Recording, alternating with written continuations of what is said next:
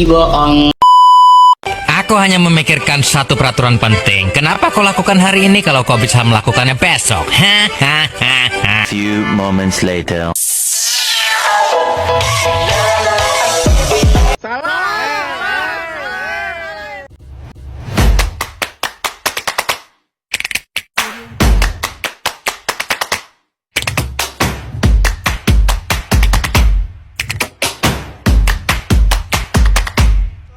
Halo semuanya, perkenalkan nama saya Emilia dengan NIM 2500603024 dari Program Studi Pendidikan Guru Sekolah Dasar Angkatan 2025.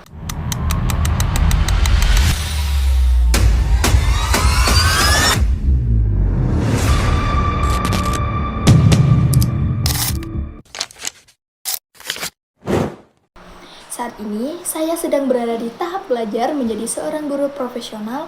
Bisa dibilang saya masih versi trial, tetapi terus di-upgrade supaya nanti bisa jadi guru yang tidak hanya menyampaikan materi, tetapi juga bisa membuat siswa nyaman, aktif, dan tentunya tidak bosan di kelas. Karena jujur saja, kalau gurunya terlalu serius, biasanya yang serius cuma gurunya, siswanya malah sibuk mikirin istirahat. Nah, pada kesempatan kali ini, saya akan menyampaikan pandangan saya terkait pembelajaran IPS di sekolah dasar, mulai dari kondisi saat ini, relevansi materi, kemampuan guru, hingga tantangan di era digital. Yang pertama, kondisi pembelajaran IPS di sekolah dasar saat ini, menurut pandangan saya, kondisi pembelajaran IPS di sekolah dasar saat ini sudah mengalami perkembangan, namun belum sepenuhnya optimal dan merata.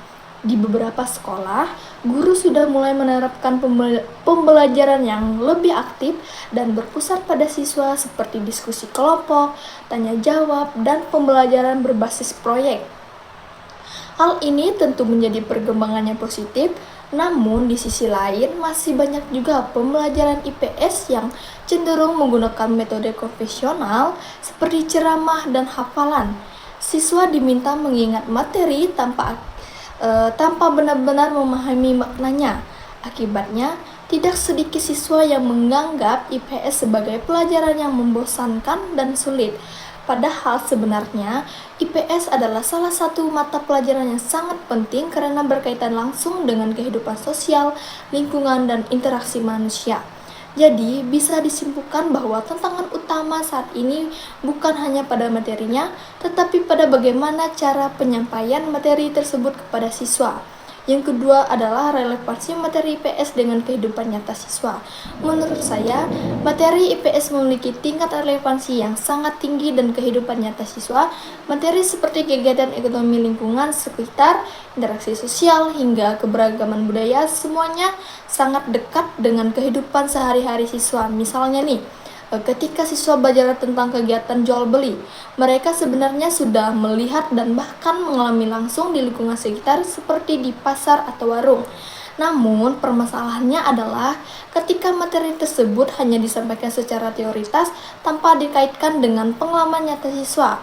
Akibatnya, siswa merasa bahwa IPS hanyalah sekedar pembelajaran di buku, bukan sesuatu yang mereka alami dalam kehidupan sehari-hari. Oleh karena itu, guru memiliki peran penting untuk mengaitkan materi dengan kehidupan nyata siswa.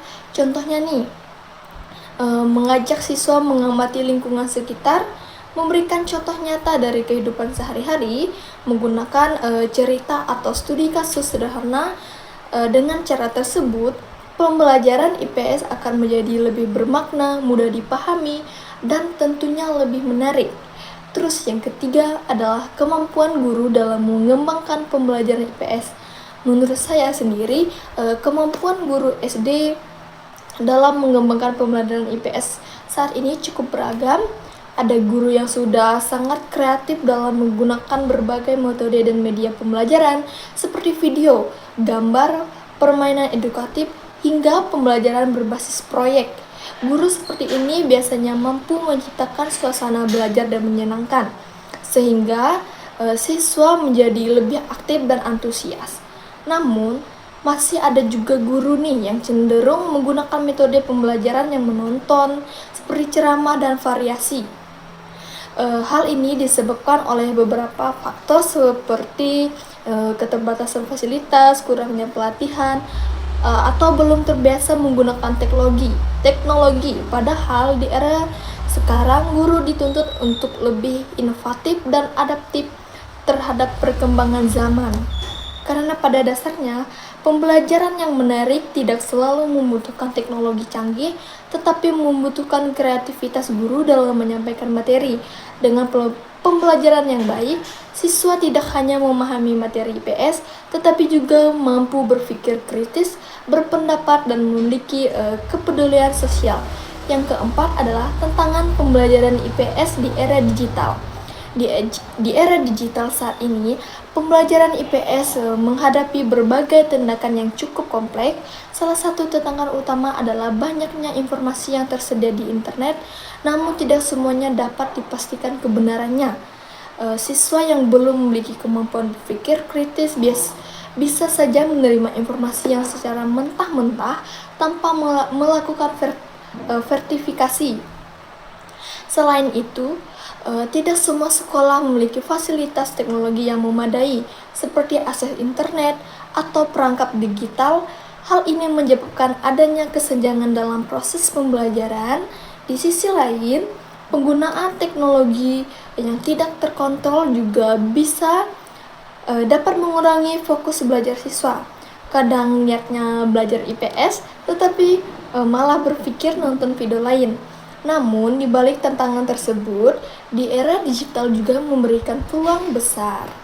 Guru dapat memanfaatkan berbagai media pembelajaran digital seperti video pembelajaran, animasi, edukatif, platform pembelajaran online. Dengan pemanfaatan teknologi yang tepat, pembelajaran IPS dapat menjadi interaktif, menarik, dan mudah dipahami. Nah, dari pembahasan yang telah disampaikan, dapat disimpulkan bahwa pembelajaran IPS di sekolah dasar memiliki peran yang sangat penting dalam membentuk pemahaman sosial siswa. Namun, masih diperlukan upaya untuk meningkatkan kualitas pembelajaran, baik dari segi metode, relevansi materi, maupun pemanfaatan teknologi. Sebagai calon guru, saya berharap dapat menjadi pendidik yang mampu menciptakan pembelajaran IPS yang menarik, menyenangkan, dan bermakna bagi siswa. Sehingga nantinya siswa tidak lagi menganggap IPS sebagai pembelajaran yang membosankan, tetapi justru sebagai pembelajaran yang dekat dengan kehidupan mereka. Dan semoga kedepannya siswa tidak hanya bertanya, "Ini masuk ujian nggak, Bu?" Tapi juga berkata, belajar IPS ternyata seru dan bermanfaat. Terima kasih atas perhatian yang diberikan. Saya akhiri dan sampai jumpa. Terima kasih.